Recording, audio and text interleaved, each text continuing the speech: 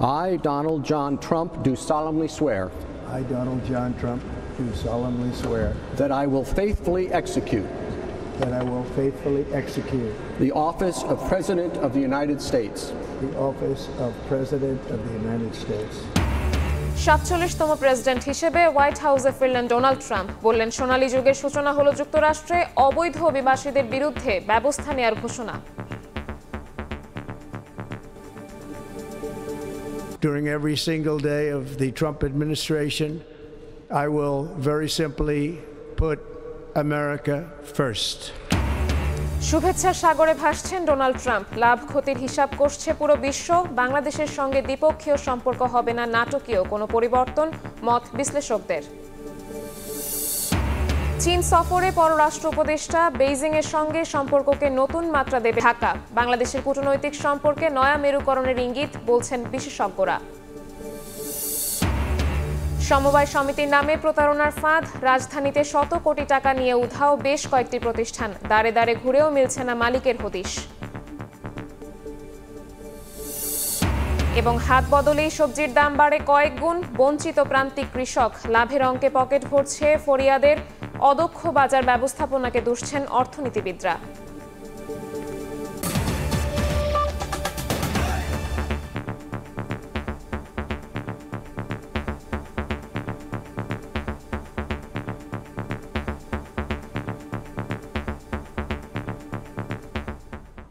ভোরের সময়ের সঙ্গে আছি আমি শবনব নিবিড়। শুরুতেই ডোনাল্ড ট্রাম্পের হোয়াইট হাউসে ফেরার খবর।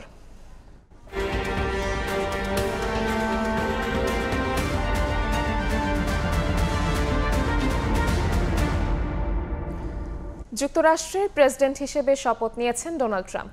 মার্কিন সুপ্রিম কোর্টের প্রধান বিচারপতি জন রবার্টস সোমবার মার্কিন পার্লামেন্ট ভবন ক্যাপিটাল হিলে ৪৭তম প্রেসিডেন্ট হিসেবে তাকে শপথ বাক্য পাঠ করান। অনুষ্ঠানে জো বাইডেন সহ সাবেক প্রেসিডেন্ট ও টেক জায়ান্ট প্রতিষ্ঠানের প্রধান এবং ৫ শতাধিক বিশিষ্ট ব্যক্তি অংশ নেন। ট্রাম্পের অভিষেক অনুষ্ঠান ঘিরে নেওয়া হয় কড়া নিরাপত্তা। ওয়াশিংটন ডিসি থেকে Hasanuzzaman Shakir report.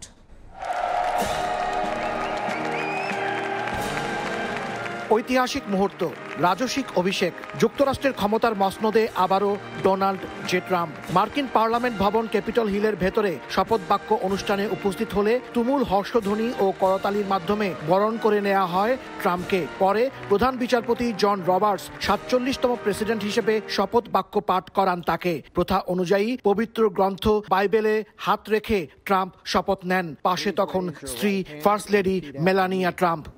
I, Donald John Trump, do solemnly swear. I, Donald John Trump, do solemnly swear. শপথ গ্রহণের পর জাতির উদ্দেশ্যে ভাষণ দেন ট্রাম্প। বলেন, তার অগ্রাধিকার হবে যুক্তরাষ্ট্রের নিরাপত্তাকে গুরুত্ব দেয়া। তিনি পানামা খাল পুনরুদ্ধার ও গালফ অফ মেক্সিকোর নাম পরিবর্তন করে গালফ অফ আমেরিকা করার কথা পুনর্ব্যক্ত করেন। ফিলিস্তিনে ইসরায়েলি জিম্মিদের মুক্তি ও যুদ্ধবিরতির জন্য সবাইকে সাধুবাদ জানান Trump. Our sovereignty will be reclaimed.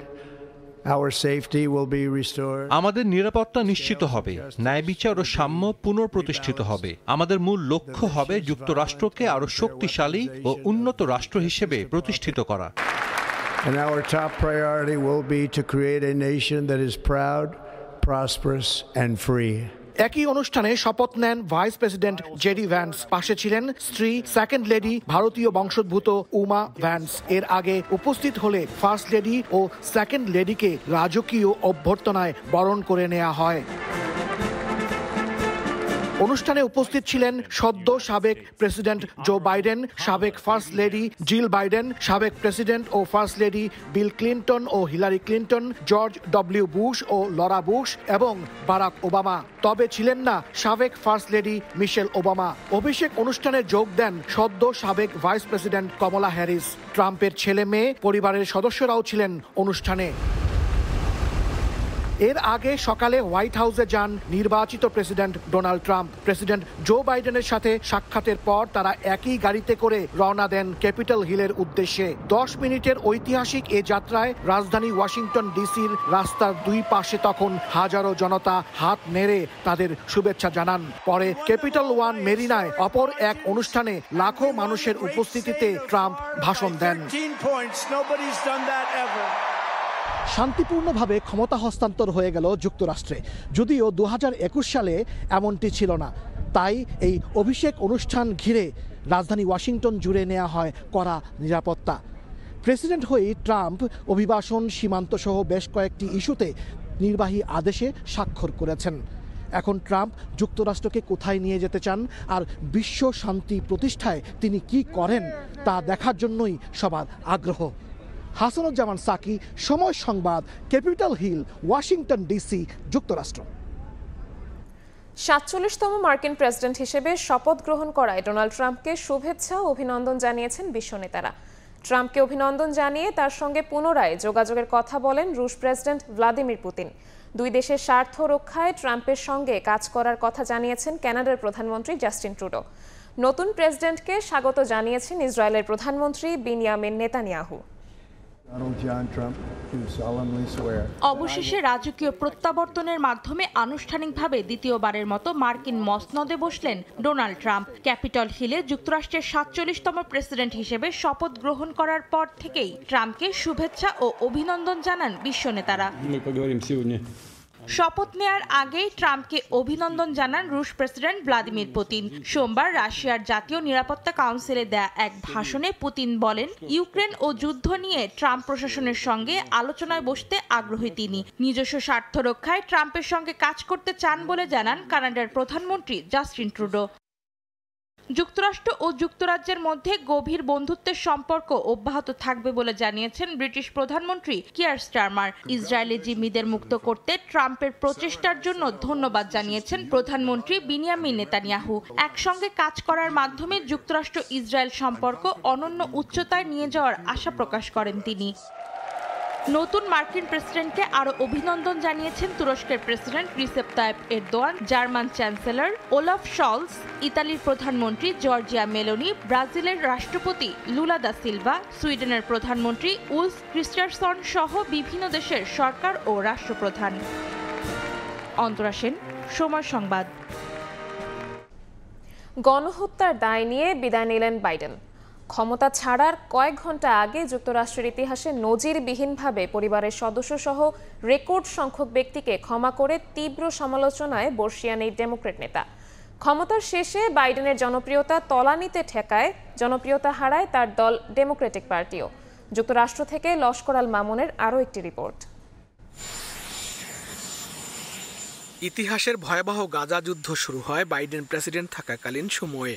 অসংখ্য নারী ও শিশুসহ প্রায় 46,000-এরও বেশি মানুষের প্রাণ কেড়ে নেয় এ যুদ্ধ। আহত হন অন্তত 1.5 লাখ। গাজা উপত্যকা পরিণত হয় ধ্বংসস্তূপে। এমন গণহত্যা ধ্বংসযজ্ঞে সহায়তা করে বিশ্বব্যাপী চরম বিতর্কে পড়ে বাইডেন প্রশাসন। যুদ্ধ বন্ধের দাবিতে দেশে বিদেশে বিক্ষোভে ফেটে পড়ে লাখো মানুষ। বাইডেনের শাসন আমলে আর এক রক্তক্ষয়ী ইউক্রেন যুদ্ধেরও সূত্রপাত। সে যুদ্ধেও প্রাণ হারাচ্ছেন অসংখ্য মানুষ। যুদ্ধ থামাতে ব্যর্থ হওয়ায় বিশ্বজুড়ে সমালোচনা শুরু হয় বাইডেনের, যার প্রভাব পড়ে এবারের মার্কিন প্রেসিডেন্ট নির্বাচনে। গাজায় নজিরবিহীন নৃশংসতার কারণে রীতি ভেঙে ডেমোক্রেটিক পার্টির ভোটার, মুসলিম ও আরব মার্কিনীরা এই প্রথম সমর্থন করেন ট্রাম্পকে। ডেমোক্র্যাট দলীয় প্রার্থীকে হারিয়ে বিপুল ব্যবধানে প্রেসিডেন্ট নির্বাচিত হন ডোনাল্ড ট্রাম্প। অবশেষে গণহত্যা ঠেকাতে ব্যর্থতার অভিযোগ নিয়েই হোয়াইট হাউস ছাড়লেন বাইডেন। গেল সপ্তাহে গাজায় যুদ্ধবিরতি চুক্তি হয় কাতারের রাজধানী দোহায়। ওই চুক্তি সম্পাদনে ট্রাম্পের মধ্যপ্রাচ্য বিষয়ক বিশেষ দূত স্টিভেন উইটকফ বড় ভূমিকা রাখেন। কিন্তু পরে বাইডেন ও তার পররাষ্ট্রমন্ত্রী অ্যান্টনি ব্লিংকেন চুক্তির কৃতিত্ব দাবি করে সংবাদ সম্মেলন করেন। 15 মাস চুক্তি করতে ব্যর্থ বাইডেনকে অকৃতজ্ঞ বলেও বর্ণনা করেন ট্রাম্প। বিদায়ী সংবাদ সম্মেলনে তুমুল সমালোচনার মুখে পড়েন ব্লিংকেনও। তাকে অপরাধী এবং গণহত্যার সহযোগীর মতো শব্দ শুনতে হয়। রাজনৈতিক বিশ্লেষকদের মতে গাজা আগ্রাসনে গণহত্যার সহযোগী হিসাবে বাইডেন ইতিহাসের অন্যতম যুদ্ধবাজ প্রেসিডেন্ট হিসাবে স্মরণীয় থাকবেন। এদিকে যুক্তরাষ্ট্রের সদ্য বিদায়ী প্রেসিডেন্ট জো বাইডেন ক্ষমতা ছাড়ার কয়েক ঘন্টা আগে সোমবার সকালে পরিবারের সদস্যসহ রেকর্ড সংখ্যক ব্যক্তিকে প্রেসিডেন্টের ক্ষমতা বলে আগাম ক্ষমা করে গেছেন। ক্ষমা পাওয়া ব্যক্তিদের মধ্যে রয়েছেন জো বাইডেনের দুই ভাই জেমস ও ফ্রাঙ্ক বাইডেন, বোন ভ্যালেরি বাইডেন এবং তাদের স্বামী ও স্ত্রীরা। এছাড়াও রয়েছেন বেশ কয়েকজন সরকারি কর্মকর্তা। এর আগে বিদায়ী প্রেসিডেন্ট তার ছেলে হান্টার বাইডেনের জন্য ক্ষমা করেন। হান্টার দুটি ফৌজদারি মামলায় সাজাপ্রাপ্ত ছিলেন। যুক্তরাষ্ট্রের সাম্প্রতিক ইতিহাসে আর কোনো প্রেসিডেন্ট ক্ষমতা ছাড়ার আগ মুহূর্তে এত বেশি সংখ্যক ব্যক্তিকে এভাবে ক্ষমা করেননি। শেষ মুহূর্তে এত বেশি ব্যক্তিকে নজিরবিহীন ক্ষমা করায় বাইডেনের সমালোচনা করেছেন ডোনাল্ড ট্রাম্প। লস্কর আল মামুন, সময় সংবাদ, যুক্তরাষ্ট্র। ইতিহাস গড়ে দ্বিতীয়বারের মতো যুক্তরাষ্ট্রের প্রেসিডেন্ট হিসেবে ক্ষমতা গ্রহণ করলেন রিপাবলিকান নেতা ডোনাল্ড ট্রাম্প। তার এই অভিষেক বিশ্ব রাজনীতিতে আনতে যাচ্ছে নতুন মোড়। তবে বাংলাদেশের সঙ্গে যুক্তরাষ্ট্রের দ্বিপাক্ষীয় সম্পর্কে নাটকীয় কোনো পরিবর্তন ঘটবে না বলে মত বিশ্লেষকদের। দক্ষিণ এশীয় রাজনীতি ও অর্থনীতিতে ট্রাম্প প্রশাসনের ব্যাপক প্রভাব পড়ার আশঙ্কা করছেন নিরাপত্তা বিশ্লেষক ও অর্থনীতিবিদরা। ট্রাম্প অভিবাসন নীতিতে ক্ষতির মুখে লাখ লাখ অভিবাসী রয়েছেন বাংলাদেশিরাও। যুক্তরাষ্ট্র থেকে লস্কর আল মামুনের রিপোর্ট। কখনো আদালতের দ্বারে দ্বারে, কখনো দুর্বৃত্তের বুলেট লক্ষ্যভ্রষ্ট হওয়ায় প্রাণ রক্ষা। 4 বছরের দীর্ঘ লড়াই সংগ্রামে শেষ পর্যন্ত ফিরে পেলেন হোয়াইট হাউসের দখল। ফিরলেন বীরের বেশে, হলেন বিশ্বের প্রভাবশালী দেশের ক্ষমতাধর ব্যক্তি। দাপুটে ভূমিধস জয়ে দ্বিতীয় মেয়াদে মার্কিন মসনদে অদম্য ডোনাল্ড ট্রাম্প। এ এক ইতিহাস। ইতিহাসের এ নায়ক ডোনাল্ড ট্রাম্পের ক্ষমতায় এখন লাভ ক্ষতির হিসাব কষছে পুরো বিশ্ব। নতুন মার্কিন প্রশাসন কেমন হবে তার বিশ্লেষণে গভীর মনোনিবেশ করেছেন বিশ্ব নেতারা। এ তালিকা থেকে পিছিয়ে নেই বাংলাদেশও। ডোনাল্ড ট্রাম্প জয়ী হওয়ায় সামনের দিনগুলোতে বাংলাদেশ ও যুক্তরাষ্ট্রের দ্বিপক্ষীয় সম্পর্কে কি বড় কোনো পরিবর্তন আসবে? কেমন হবে ঢাকা ওয়াশিংটন সম্পর্ক? প্রশ্ন সকলের। বিশ্লেষকরা বলছেন, ট্রাম্প প্রেসিডেন্ট হওয়ায় জলবায়ু পরিবর্তনের নেতৃত্ব থেকে দূরে সরে যাবে যুক্তরাষ্ট্র। ফলে জলবায়ু পরিবর্তনের প্রভাব মোকাবিলায় অন্যান্য দেশের মতো আর্থিক সহায়তার ক্ষেত্রে চ্যালেঞ্জের মুখে পড়তে পারে বাংলাদেশ। তবে যুক্তরাষ্ট্রের ক্ষমতার পরিবর্তনে আপাতত বাংলাদেশের সঙ্গে দ্বিপক্ষীয় সম্পর্কের মাত্রায় বড় ধরনের কোনো পরিবর্তন আসবে না বলে মনে করেন অনেকে। আমার মনে হয় না যে যুক্তরাষ্ট্রের সাথে বাংলাদেশের যে সম্পর্ক সেখানে মৌলিক কোনো পরিবর্তন বা বড় ধরনের কোনো পরিবর্তন হবে। যে পরিবর্তনটা হতে পারে আমার ধারণা সেটা হচ্ছে যে প্রেসিডেন্ট বাইডেনের সময়ে গণতন্ত্র এবং মানবাধিকারের প্রতি খুব বেশি গুরুত্ব দেওয়া হতো এবং প্রেসিডেন্ট ট্রাম্প ক্ষমতাসীন হওয়ার পর হয়তো যুক্তরাষ্ট্র প্রশাসনের যে ফোকাস এরিয়া সেখানে আপনার ডেমোক্রেসি এবং হিউম্যান রাইটস হয়তো থাকবে না। শুধুমাত্র ইমিগ্রেশনের ক্ষেত্রে যা খুব দ্রুত দেখবো আমরা, তিনি তার কথা মতো আনডকুমেন্টেড বা অবৈধ ইমিগ্রেন্ট তিনি এদেশ থেকে বহিষ্কার প্রক্রিয়া শুরু করবেন। কূটনৈতিকদের মতে ট্রাম্প প্রশাসনের সঙ্গে ভারত ও চীনের সম্পর্ক কেমন হবে তার উপরেই মূলত নির্ভর করবে বাংলাদেশের হিসেব নিকেশ। অন্যদিকে অবৈধ অধিবাসীদের ক্ষেত্রে ট্রাম্পের ঘোষিত যুদ্ধের আঁচ লাগবে দেশটিতে থাকা কাগজপত্রবিহীন বাংলাদেশিদের উপরও। নিরঙ্কুশ জনসমর্থনে অনেকটা একচ্ছত্র ক্ষমতা নিয়ে ডোনাল্ড ট্রাম্পের এবারের হোয়াইট হাউসে ফেরাটা কেমন হবে তা জানতে অপেক্ষা করতে হবে আরও কিছু সময়। লস্কর আল মামুন, সময় সংবাদ, যুক্তরাষ্ট্র। ফেব্রুয়ারির শুরুতে জুলাই ঘোষণাপত্র নিয়ে রাজনৈতিক ঐক্যের আশা প্রধান উপদেষ্টার। এদিকে উন্নয়ন এবং সন্ত্রাস মোকাবিলা সহ বিভিন্ন বিষয়ে অন্তর্বর্তী সরকারকে পূর্ণ সমর্থন দিতে যুক্তরাষ্ট্র প্রতিশ্রুতিবদ্ধ বলে জানিয়েছেন মার্কিন দূতাবাসের chargé d affaires Tracey Ann Jacobson. প্রধান উপদেষ্টার বাসভবন যমুনায় ডক্টর ইউনুসের সঙ্গে সৌজন্য সাক্ষাৎ করেন ট্রেসি অ্যান জেকবসন। এ সময় তিনি ডক্টর মোহাম্মদ ইউনুসকে তার সরকারের সমর্থনের কথা আবারও জানান। সরকারের সংস্কার উদ্যোগ, জুলাই ঘোষণাপত্র নিয়ে রাজনৈতিক ঐকমত্য গড়ে তুলতে সরকারের প্রচেষ্টা এবং নির্বাচনের পরিকল্পনা সম্পর্কে অবগত করেন প্রধান উপদেষ্টা।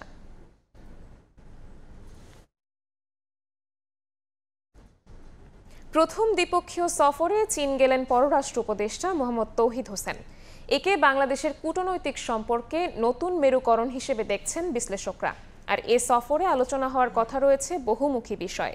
এছাড়া আগামী মার্চে প্রধান উপদেষ্টা ডক্টর মোহাম্মদ ইউনূসের চীন সফরের ব্যাপারেও বেশ আগ্রহী বেইজিং।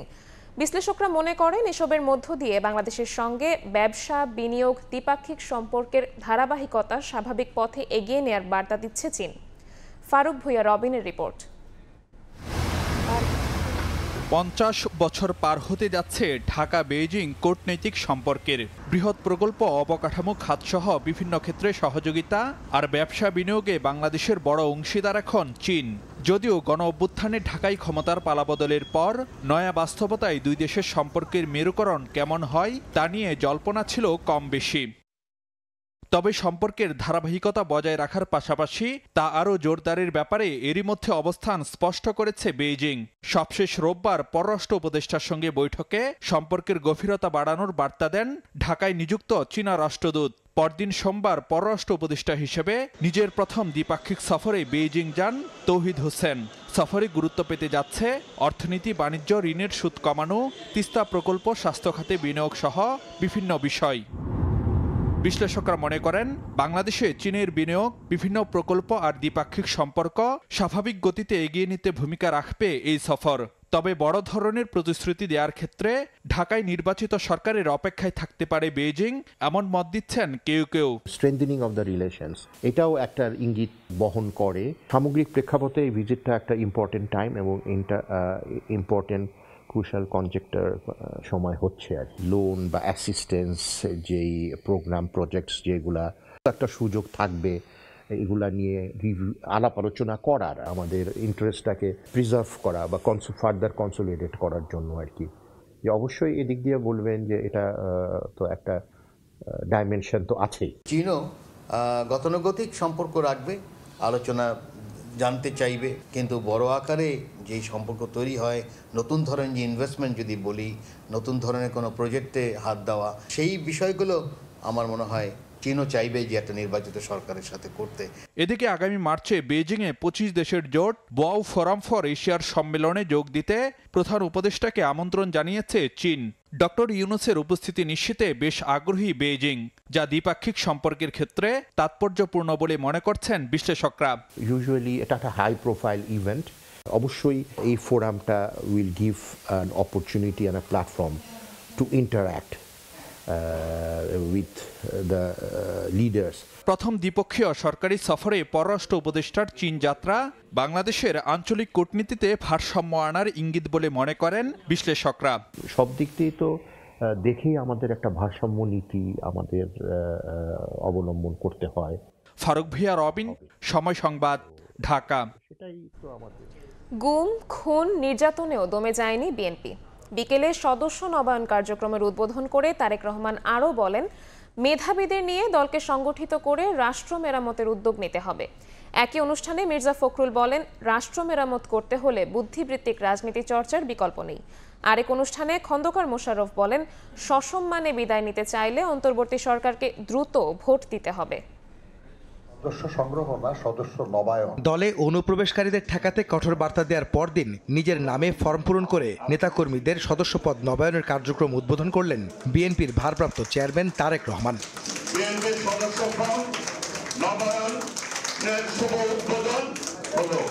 গুলশানে বিএনপি চেয়ারপারসনের কার্যালয়ে এই কার্যক্রমের সভাপতিত্ব করেন দলের মহাসচিব মির্জা ফখরুল ইসলাম আলমগীর। দলীয় নেতাকর্মীদের স্লোগান নির্ভর রাজনীতিতে ক্ষোভ জানিয়ে বলেন, বুদ্ধিবৃত্তিক রাজনীতির চর্চা না হলে রাষ্ট্র মেরামত সম্ভব নয়।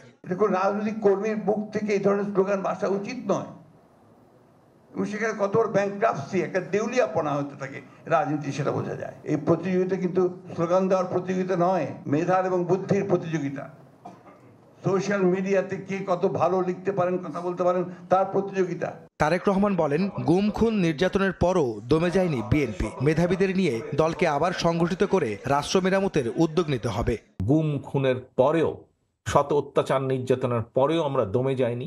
আমরা আমাদের দলের হাজারো লক্ষ নেতাকর্মীকে নিয়ে আমরা স্বৈরাচার মুক্তি আন্দোলনে ঝাঁপিয়ে পড়েছিলাম। ঠিক একইভাবে আসুন আজ আমরা আবার দলকে পুনর্গঠিত করার জন্য। কারণ এই দলকে পুনর্গঠিত, যত শক্তিশালী পুনর্গঠিত ঐক্যবদ্ধ আমরা করতে পারবো, আমরা আগামী দিনে আমাদের 31 দফার মাধ্যমে রাষ্ট্রকে তত দ্রুত আমরা মেরামত করতে পারবো। এদিন সকালে বিএনপির প্রতিষ্ঠাতা ও সাবেক রাষ্ট্রপতি জিয়াউর রহমানের 89তম জন্মবার্ষিকী উপলক্ষে ডক্টর অ্যাসোসিয়েশন অব বাংলাদেশ ড্যাবের আলোচনা সভায় যোগ দেন বিএনপির স্থায়ী কমিটির সদস্য ডক্টর খন্দকার মোশাররফ হোসেন। অন্তর্বর্তী সরকারের উদ্দেশ্যে তিনি বলেন, সম্মানের সঙ্গে বিদায় নিতে চাইলে দ্রুত ভোট দিতে হবে। যদি এই সরকারকে শান্তিপূর্ণভাবে এবং সম্মানের সাথে বিদায় নিতে হয়, তাহলে অনতিবিলম্বে এই সংস্কার কাজ সমাধান করে নির্বাচন দিতে হবে। এদিকে জিয়াউর রহমান ফাউন্ডেশনের উদ্যোগে ঢাকা বিশ্ববিদ্যালয়ে বৃক্ষরোপণ কর্মসূচিতে অংশ নিয়ে বিএনপির সিনিয়র যুগ্ম মহাসচিব রুহুল কবির রিজভী বলেন, ভারত ফ্যাসিবাদের কেন্দ্রীয় কার্যালয় হয়ে উঠেছে, সেখান থেকে ষড়যন্ত্র করে যাচ্ছেন শেখ হাসিনা। দিল্লি যেন এখন একটি সেই ফ্যাসিবাদের কেন্দ্রীয় কার্যালয়ে পরিণত হয়েছে। আহমেদ সালেহিন, সময় সংবাদ, ঢাকা। স্বল্প আয়ের সাধারণ মানুষকে টার্গেট করে প্রথমে বিশ্বাস অর্জন, তারপর লাভের আশা দেখিয়ে টাকা হাতিয়ে নেয়া। রাজধানীর পুরান ঢাকায় সমবায় সমিতির নামে এমন বেশ কিছু প্রতিষ্ঠান শত কোটি টাকা নিয়ে উধাও। দাঁড়ে দাঁড়ে ঘুরেও মালিকের হদিশ পাচ্ছেন না গ্রাহকরা। মামলাতেও প্রশাসনের গড়িমসি। অনুমোদনকারী সংস্থা সমবায় অধিদপ্তরও নিশ্চুপ। সাইফুল ইসলামের বিশেষ রিপোর্ট।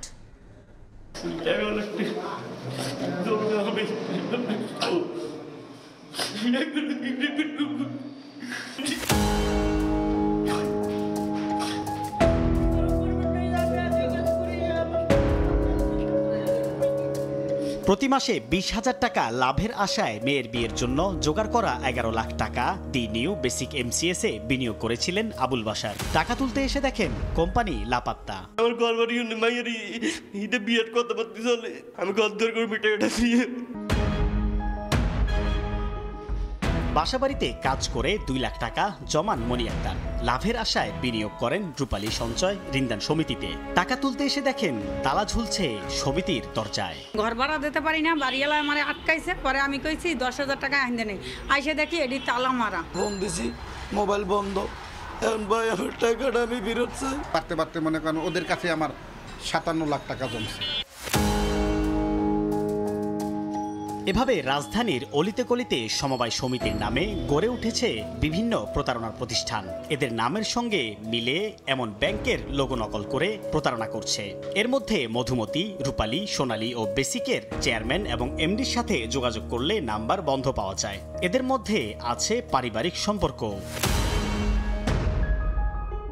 রূপালীর চেয়ারম্যান আজিজ খানের বাসায় গেলে তাকে পাওয়া যায়নি। স্থানীয়রা বলছেন, আজিজের মেয়ে ও রূপালীর এমডি ওয়াহিদুজ্জামান মুন্সির ভাই দুজনেই অতিরিক্ত পুলিশ সুপার। তাদের হস্তক্ষেপেই প্রতারণার মামলাগুলো আগাচ্ছে না। ওনার মেয়ে দাপট দেখায়, আমার কিচ্ছু করতে পারবেন না, ওনার মেয়ে পুলিশ অফিসার। ফোনে যোগাযোগ করলে কথা বলতে রাজি হননি আজিজ খানের মেয়ে অতিরিক্ত পুলিশ সুপার লাবণী। অন্যজন ব্যস্ততার অজুহাতে এড়িয়ে যান। আমি সময় টিভির রিপোর্টার সাইফুল ইসলাম বলছিলাম। আপনার বাবা বেশ কয়েকটি সঞ্চয় সমিতির সাথে জড়িত আর কি। দেশে সমবায় সমিতির সংখ্যা 1,82,071টি। গ্রাহকের টাকা আত্মসাৎ করা ভুইপুর সমিতির অনুমোদন দেওয়া সমবায় অধিদপ্তরের মহাপরিচালক জানান, অভিযোগ দিলে ব্যবস্থা নেবেন তারা। কিছু আছে হয়তো তাদের ক্যাপাসিটি নাই, ইনভেস্টমেন্ট এমন হয়ে গেছে, ব্যাড ইনভেস্টমেন্ট হয়ে গেছে, তখন তারা পারে না, সেগুলো নিয়ে সমস্যা থাকে, সেগুলো একটু টাকাটা পেতে একটু সময় লাগে, কিন্তু আমরা ব্যবস্থা গ্রহণ করি। গ্রাহকের এমন কান্নার রোল আর আর্তনাদ সীমাবদ্ধ থাকে অভিযোগ এবং মামলাতেই, কেননা শত চেষ্টার পরেও মেলে না জমাকৃত অর্থ। তাহলে কি সব সময়ের মতোই ধরাছোঁয়ার বাইরে থাকবে এসব লুটেরা ব্যক্তিরা, নাকি তারা আইনেরও ঊর্ধ্বে? সেই প্রশ্ন থেকেই যায়। সাইফুল ইসলাম, সময় সংবাদ, ঢাকা। নির্বাচনে কেউ যেন কেন্দ্র বা ভোট বাক্স দখল করতে না পারে সেজন্য সামাজিক প্রতিরোধ গড়ে তোলার আহ্বান জানিয়েছেন সিইসি AMM নাসির উদ্দিন। সাভারে ভোটার তালিকা হালনাগাদ কার্যক্রমের উদ্বোধনী অনুষ্ঠানে তিনি এই আহ্বান জানান। বলেন, ভোটের অধিকার প্রতিষ্ঠায় সবাইকে ঐক্যবদ্ধ থাকতে হবে। ত্রয়োদশ জাতীয় সংসদ নির্বাচনকে সামনে রেখে সারা দেশে বাড়ি বাড়ি গিয়ে ভোটার তালিকা হালনাগাদ 2025-এর কার্যক্রম শুরু হয়েছে। 2 সপ্তাহ ধরে নতুন, বাদ পড়া ও মৃত ভোটারদের তথ্য জোগাড় করবেন 65,000 তথ্য সংগ্রহকারী। সোমবার সাভার উপজেলা পরিষদ মিলনায়তনে কেন্দ্রীয়ভাবে ভোটার তালিকা হালনাগাদ কার্যক্রমের উদ্বোধন করেন প্রধান নির্বাচন কমিশনার AM নাসিরউদ্দিন। উদ্বোধনী অনুষ্ঠানে নির্বাচন কমিশনাররা বলেন, জুলাই আন্দোলনের জন আকাঙ্ক্ষা পূরণে বদ্ধপরিকর কমিশন। আমরা প্রতিজ্ঞাবদ্ধ, শপথবদ্ধ। বর্তমান নির্বাচন কমিশন কোনো রংবিহীন, চেহারাবিহীন একটি কমিশন। আপনাদের সচেতনতার উপরেই নির্ভর করবে যে আমাদের ভোটার তালিকা কতটুকু শুদ্ধ হলো। একজন সাধারণ ভোটারকে অন্তত ভোটের দিন জনপ্রতিনিধি নির্বাচনের ক্ষমতা আছে, এই উৎসাহ, উদ্দীপনা, গর্ব নিয়ে যাতে সে ভোট দিতে পারে। নির্ভুল ভোটার তালিকা প্রস্তুত ও এনআইডিতে সঠিক তথ্য নিশ্চিত করতে সতর্ক হয়ে তথ্য সংগ্রহকারীদের কাজ করার নির্দেশ দেন কমিশনাররা। আপনারা একটা নির্ভুল ভোটার তালিকা সংগ্রহ করবেন, শতভাগ নির্ভুল করতে হবে। কাজ করা আর আন্তরিকতার সাথে কাজ করা আর সেবার মানসিকতা নিয়ে কাজ করা দুটি কিন্তু আলাদা। ভোটের অধিকার প্রতিষ্ঠায় জনগণকে পাশে চেয়ে সিএসি বলেন, অধিকার প্রতিষ্ঠার প্রথম ধাপের কাজ শুরু। ভোটের দিন যাতে কেউ আপনার অধিকার হরণ করতে না পারে, কেউ যাতে ভোট কেন্দ্র দখল করতে না পারে, ভোটের বাক্স কেড়ে নিতে না পারে, আপনাকে অযাচিতভাবে ইনফ্লুয়েন্স করতে না পারে ভোটারদেরকে, সেই জনপ্রতিরোধ গড়ে তুলতে হবে আমাদের। লাঠি সোটা নিয়ে কেন্দ্র দখল করতে দেব না, আমি এই সামাজিক প্রতিরোধ গড়ে তুলতে হবে আমাদেরকে এই ধরনের অনিয়মের বিরুদ্ধে। উদ্বোধনী অনুষ্ঠান শেষে নতুন ভোটারদের তথ্য সংগ্রহের কার্যক্রম পরিদর্শন করেন প্রধান নির্বাচন কমিশনার। কাউসার চৌধুরী কুমু, সময় সংবাদ, সাভার। মেডিকেল ভর্তি পরীক্ষায় কোটায় উত্তীর্ণ 193 জনের ফলাফল স্থগিত করা হয়েছে। সন্ধ্যায় স্বাস্থ্য শিক্ষা অধিদপ্তরের মহাপরিচালক বিষয়টি জানিয়েছেন।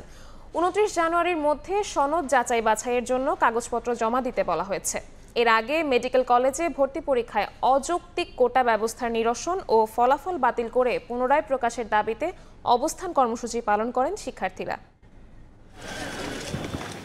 শুক্রবার সরকারি বেসরকারি মেডিকেল কলেজের 2024-25 শিক্ষাবর্ষের ভর্তি পরীক্ষা অনুষ্ঠিত হয়। ফল প্রকাশ করা হয় রোববার। এরপরই কোটা সুবিধা নিয়ে তৈরি হয় অসন্তোষ। সবশেষ সোমবার সন্ধ্যায় MBBS ভর্তি পরীক্ষায় কোটায় উত্তীর্ণ 193 জনের ফলাফল স্থগিত করা হয়। বিষয়টি নিশ্চিত করেন স্বাস্থ্য শিক্ষা অধিদপ্তরের মহাপরিচালক অধ্যাপক ডাক্তার নাজমুল হোসেন। 29 জানুয়ারির মধ্যে সনদ যাচাই বাছাইয়ের জন্য কাগজপত্র জমা দিতে বলা হয়েছে। কেউ মিথ্যা তথ্য দিলে তার ভর্তি বাতিল বন্ধ থাকবে। কোটা কেবল মুক্তিযোদ্ধাদের সন্তানরা পাবে, নাতি নাতনিরা পাবে না বলেও জানানো হয়।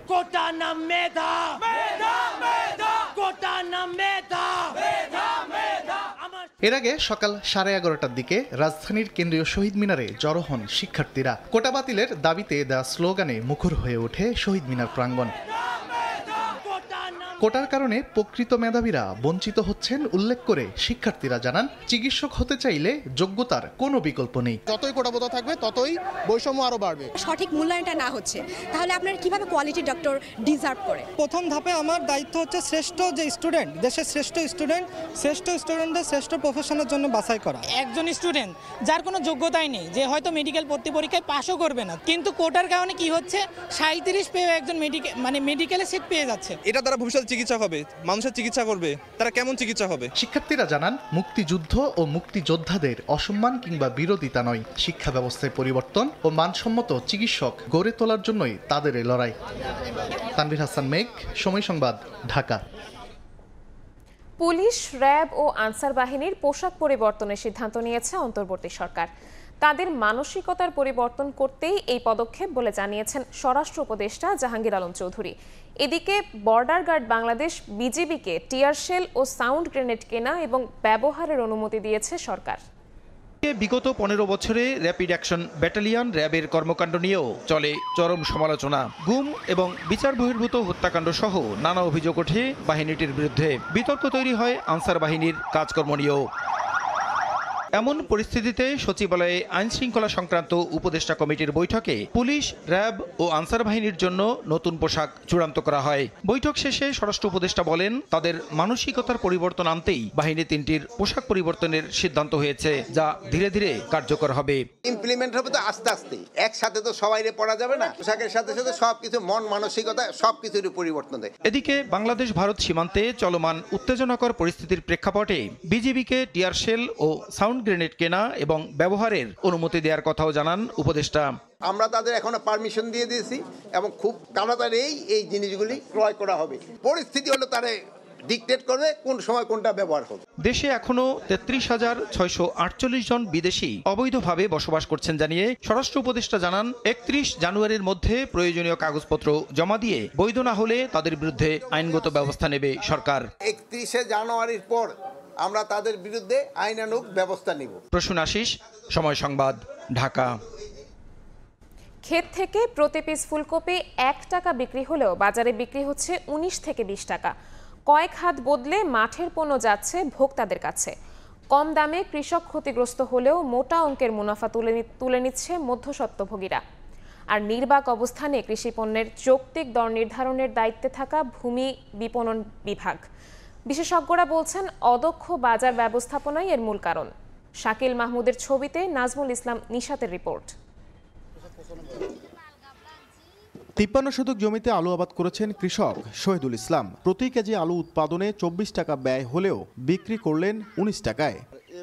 একই অবস্থা কৃষক হাশেম আলীর। চলতি মৌসুমে ফুলকপি চাষ করেছেন 30,000 পিস। প্রতি পিসে উৎপাদন খরচ 5 থেকে 6 টাকা হলেও বিক্রি করতে হচ্ছে 1 টাকায়। কৃষকরা বলছেন, উৎপাদন খরচ বাড়লেও পণ্যের দাম ঠেকেছে তলানিতে, ফলে বিশাল অঙ্কের পুঁজি হারাতে হচ্ছে।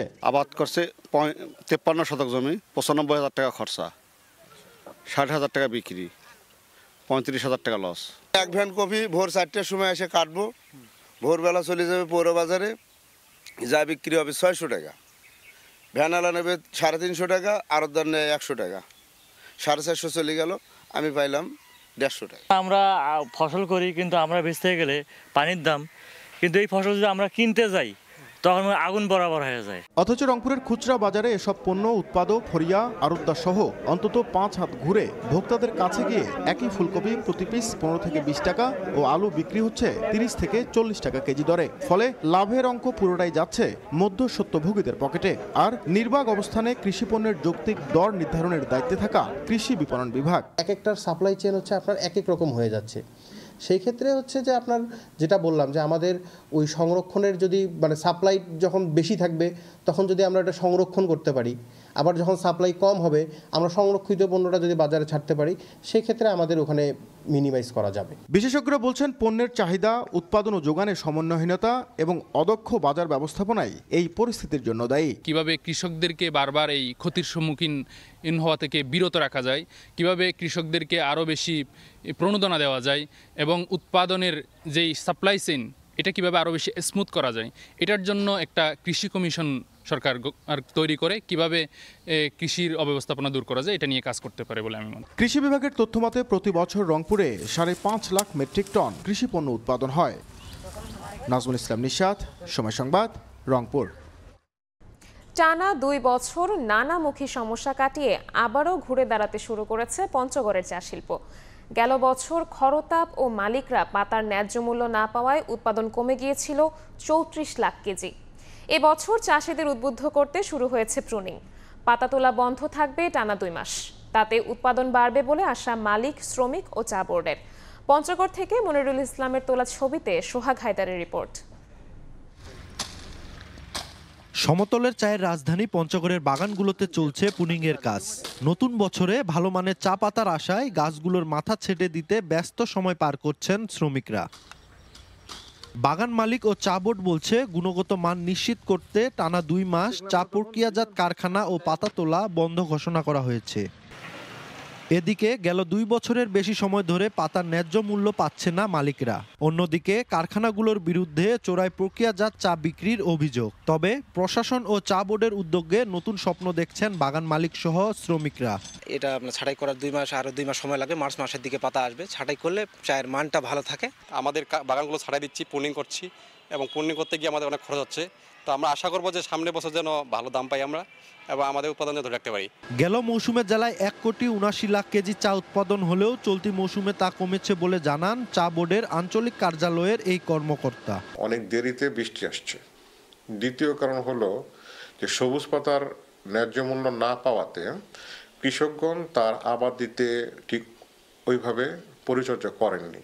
সবুজ পাতার বিপরীতে যে ফিনিশ প্রোডাক্ট হয়েছে সবগুলোই আমাদের রেকর্ডে আসেনি।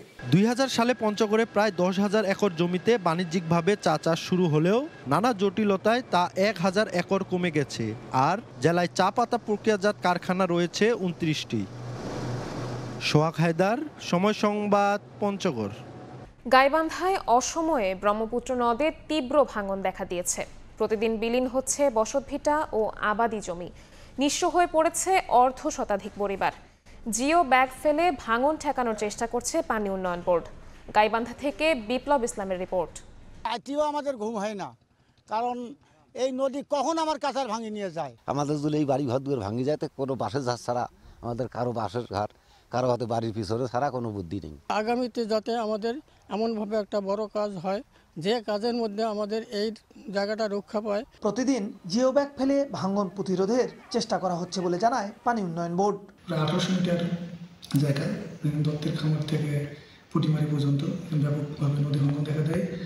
যেখানে বসত বাড়ি আছে সেই জায়গাগুলোকে আমরা অ্যাড্রেস করে ইতিমধ্যে উদ্বোধন কর্তৃপক্ষের নির্দেশনার মোতাবেক 160 মিটার দৈর্ঘ্যে জিও ব্যাগ ফেলে ভাঙন প্রশমনের কাজ চলমান রাখছি। ব্রহ্মপুত্র নদের উজানের আলচামার ও ভাটিতে কামারজানি এলাকায় স্থায়ী প্রতিরোধের কাজ সমাপ্ত হলেও মাঝে 2 কিলোমিটার অংশ অরক্ষিত রয়েছে। বিপ্লব ইসলাম, সময় সংবাদ, গাইবান্ধা। আইনের তোয়াক্কা না করে রংপুরেই প্রকাশ্যে নদ নদীর বালু উত্তোলন করছে প্রভাবশালী মহল। এতে হুমকির মুখে পড়েছে নদীর তীর, আবাদি জমি ও বসতভিটা। স্থানীয়দের অভিযোগ, উত্তোলনকারীরা ক্ষমতাবান হওয়ায় কেউ প্রতিবাদ করার সাহস পাচ্ছে না। তবে কঠোর ব্যবস্থা নেওয়ার আশ্বাস প্রশাসনের। শাকিল মাহমুদের ছবিতে রেদওয়ান হিমেলের রিপোর্ট। রংপুরের মিঠাপুকুর উপজেলার যমুনেশ্বরী নদীর 18টি স্থান থেকে অবৈধভাবে ড্রেজার মেশিন দিয়ে বালু তুলছেন প্রভাবশালীরা। প্রতিদিন এসব স্পট থেকে শত শত ট্রাক বালু সরবরাহ হচ্ছে বিভিন্ন এলাকায়। ড্রেজার মেশিন দিয়ে বালু তোলায় হুমকিতে নদীর তীর ও আশপাশের আবাদি জমি। একইভাবে ঘাঘর নদীর পার ঘেঁষা ফসলি জমি থেকে ভেকু দিয়ে একরের পর একর জমির মাটি কেটে নিয়ে যাচ্ছে প্রভাবশালী আরেকটি চক্র। স্থানীয়রা বলছেন, ক্ষমতাসীনদের ভয়ে জমি ইজারা দিতে বাধ্য হচ্ছেন তারা। এই জমিতে বেচাইছে, পাশের জমির কি হবে? পাশের জমি ভাঙি পড়ে যাবে, গরু আছের ক্ষতিগ্রস্ত হবে। এখন তো আবাদ ভালো হয়েছে, তখন তো আর সেই আবাদটা হবে না। জোর খাটে হাতে মেশিন লাগিয়ে বিভিন্নভাবে বালু তোলে, যেটা হাতে চতুর সাইডে বালু তোলার কারণে ভাঙি যাচ্ছে, আবাদি জমি নষ্ট হয়ে যাচ্ছে। প্রশাসন যেন এটা অতি শীঘ্রই বালু উত্তোলনটা বন্ধ করার চেষ্টা করে। একদিকে অবৈধভাবে ড্রেজার মেশিন লাগিয়ে নদী থেকে তোলা হচ্ছে বালু, অন্যদিকে ভেকু দিয়ে একরের পর একর কাটা হচ্ছে জমির মাটি। এ যেন এক মহা উৎসবে পরিণত হয়েছে। তবে কঠোর ব্যবস্থা নেওয়ার আশ্বাস জেলা প্রশাসনের। আমরা যে অভিযোগটা পাচ্ছি দমদমা ব্রিজের ক্ষেত্রে, এটা এর আগেও পেয়েছি এবং আমরা অভিযান পরিচালনা করেছি। আমরা এটাতে তৎপর আছি। ইনশাআল্লাহ আমরা এটাতে অবৈধভাবে রংপুর আমরা কাউকে বালু উত্তোলন করতে দিব না। জেলা প্রশাসনের তথ্য মতে রংপুরে শতাধিক স্পট থেকে বালু উত্তোলন করা হলেও অনুমোদিত বালুমহল রয়েছে মাত্র একটি। রেদওয়ান হিমেল, সময় সংবাদ, রংপুর। 6 বছরেও শেষ হয়নি 450 মিটার দীর্ঘ সেতুর নির্মাণ কাজ। 44 ভাগ কাজ বাকি রেখে 1 বছর আগে পালিয়েছে ঠিকাদার। এতে ভোগান্তিতে দিনাজপুরের আত্রাই নদীর জয়ন্তিয়া ঘাট পারাপারকারীরা। শিগগিরই কাজ শুরুর আশ্বাস দিয়েছে এলজিইডি। গোলাম নবী দুলালের পাঠানো তথ্য ও মনজিদ আলম শিমুলের ছবি নিয়ে রিপোর্ট। 2018 সালের সেপ্টেম্বরে দিনাজপুরের বীরগঞ্জ উপজেলার চেহেলগাজী এলাকায় আত্রাই নদীর জয়ন্তিয়া ঘাটে শুরু হয় সেতু নির্মাণ কাজ। এরপর 2 দফায় সময় বাড়িয়ে কাজের অগ্রগতি মাত্র 56%। কাজ বাকি রেখে গত 1 বছর আগে আত্মগোপনে চলে যায় ঢাকার ঠিকাদারি প্রতিষ্ঠান মেসার্স সুরমা কনস্ট্রাকশন। সেতুটির কাজ বন্ধ থাকায় নদী পারাপারে ভোগান্তি পোহাচ্ছেন এলাকাবাসী। এজন্য ঠিকাদার ও এলজিডির গাফিলতিকে দুষছেন স্থানীয়রা। দুই পারে যে যোগাযোগ, যে সেতু বন্ধনটা, সেটা আমাদের খুব সমস্যা হয়ে যাচ্ছে। করতে পারি না, এখন মোটরসাইকেলে অর্ধেক রাস্তা হাঁটিয়ে যাওয়ার লাগে। অ্যাম্বুলেন্স গাড়ি যদি এদিক দিয়ে বাগান খুব শর্টকাটে যদি যাইতে পারিনি, ছাত্রছাত্রীগুলা সময় মতন ক্লাস যাইতে পারে না। 21 সালে ব্রিজ হওয়ার কথা ছিল, সেখানে 25 সাল পড়তেছে, এখন আমাদেরকে আবার শেখার উপর দিয়ে যাওয়া আসা করতেছে। 2 উপজেলার একটা সেতু বন্ধন হিসেবে এই ব্রিজটি নতুন বাজেটের মাধ্যমে কাজটা উদ্বোধন করে আবার সমাপ্তি ঘোষণা করে। ঠিকাদারের জন্য যদি কোনো ব্যবস্থা নিতে হয়, সেটা যেন বাংলাদেশ সরকারের কর্তৃপক্ষ ব্যবস্থা নেয়। এ নিয়ে কোনো সদুত্তর নেই, তবে শীঘ্রই কাজ শুরুর দায়সারা আশ্বাস এলজিইডির। সময় বর্ধন করে আশা করছি খুব শীঘ্রই আমরা কাজটা শুরু করে সমাপ্ত করব। 450 মিটার দীর্ঘ সেতুটি নির্মাণে ব্যয় ধরা হয়েছে 44 কোটি 16 লাখ টাকা। কার্যাদেশ অনুযায়ী 2021 সালের এপ্রিলে সেতুটির নির্মাণ কাজ শেষ হওয়ার কথা ছিল। সময় সংবাদ, দিনাজপুর। নীলফামারীর জলঢাকায় বুড়ি তিস্তা নদীর মনসার ঘাটে সেতু না থাকায় ভোগান্তিতে 4 ইউনিয়নের লাখো মানুষ। স্থানীয়দের অভিযোগ, সেতু না থাকায় বর্ষার সময় নৌকা আর শুষ্ক মৌসুমে কাঠের সাঁকো দিয়ে পারাপার হতে হয়। দুর্ভোগ লাঘবে দ্রুত সেতু নির্মাণের দাবি স্থানীয়দের। প্রকল্প অনুমোদন হলে দ্রুত সেতু নির্মাণের আশ্বাস এলজিইডির। মোহাম্মদ সোহেলের ক্যামেরায় শাকির হোসেনের বাদলের রিপোর্ট। নীলফামারী জলঢাকার মনসারের ঘাটের বুড়ি তিস্তা নদী পারাপারে এই বাঁশের সাঁকোটি শুষ্ক মৌসুমে একমাত্র ভরসা উপজেলার 4 ইউনিয়নের চরাঞ্চলের বাসিন্দাদের। আর বর্ষা মৌসুমে পারাপারে একমাত্র অবলম্বন একটি মাত্র নৌকা। বুড়ি তিস্তা নদীতে সেতু নির্মাণের স্থানীয়দের দাবি ও জনপ্রতিনিধিদের প্রতিশ্রুতি থাকলেও হয়নি সমস্যার সমাধান। চরম দুর্ভোগে পড়েন রোগী ও শিক্ষার্থীরা। কৃষিপণ্য পরিবহনেও গুনতে হয় বাড়তি খরচ। এখানে যে একটা গাড়ি ফাঁসি যায় নদীতে, এটা 5,000 7,000 এমন সময় 30,000 টাকা পর্যন্ত খরচ হয়ে যায়। অনেক গর্ভবতী মা মারা যাচ্ছে। এই যে রাস্তাঘাটের যাতায়াত সুবিধা ভালো না। যেমনি বর্ষাকাল হয়ে যায় তেমন তো এখানটায় ওখানটায় পানি, নৌকা ছাড়া চলাচল করা যায় না। এখানে যদি নৌকা একটা মিস করি তাহলে আমাদের আর ক্লাস হয় না। এইটা যদি হইতো আমাদের ওই দিক দিয়ে আর কোনো দুঃখ থাকতো না। স্থানীয় সরকার প্রকৌশল অধিদপ্তরের নির্বাহী প্রকৌশলী জানান, বুড়ি তিস্তা নদীর উপর 250 মিটার দৈর্ঘ্যের সেতু নির্মাণের প্রস্তাবনা মন্ত্রণালয়ে পাঠানো হয়েছে। আশা করি হয়তো সামনের দিনগুলোতে এটা একটা পদক্ষেপ গ্রহণ করে একটা ব্রিজ এটা নির্মাণ হবে এবং এই নীলফামারীবাসীর, বিশেষ করে জলঢাকাবাসীর দীর্ঘদিনের দাবি এবং এটা লাঘব হবে। দুর্ভোগ লাঘবে সরকার দ্রুত ব্যবস্থা নেবে প্রত্যাশা এলাকাবাসীর। শাকির হোসেন বাদল, সময় সংবাদ, নীলফামারী। দেখছেন ভোরের সময়। সংস্কার না করায় চলাচল অনুপযোগী হয়ে পড়েছে ঠাকুরগাঁও পৌরসভার বেশিরভাগ সড়ক। এ কারণে চলাচল করতে ভোগান্তি পোহাতে হচ্ছে পৌরবাসীকে। ছোট বড় দুর্ঘটনার পাশাপাশি বিকল হচ্ছে যানবাহন। শিগগিরই ব্যবস্থা নেওয়ার আশ্বাস স্থানীয় সরকার বিভাগের। জিয়াউর রহমান বকুলের রিপোর্ট। কোথাও উঠে গেছে কার্পেটিং, কোথাও সৃষ্টি হয়েছে খানাখন্দ, হেলেদুলে ঝুঁকি নিয়ে চলাচল করছে যানবাহন। ঠাকুরগাঁও পৌরসভার 135 কিলোমিটার সড়কের মধ্যে পাকা করা হয়েছে 85 কিলোমিটার, বাকি 50 কিলোমিটার সড়ক এখনো কাঁচা। আর যেসব সড়ক পাকা করা হয়েছে তার অধিকাংশই সংস্কার না করায় চলাচল অনুপযোগী। এলাকাবাসী বলছেন, এসব সড়কে চলাচল করতে চরম ভোগান্তি পোহাতে হচ্ছে পৌরবাসীকে। ছোট বড় দুর্ঘটনার পাশাপাশি বিকল হচ্ছে যানবাহন। গুদরি বাজার থেকে শুরু করে আপনি পাশে যদি 70 ব্রিজ পর্যন্ত যান, একজন সুস্থ স্বাভাবিক মানুষ এই রাস্তায় অসুস্থ হয়ে যায়। গাড়ি যে এক্সেল ভেঙে যায়, চাকা টাল হয়ে যায়।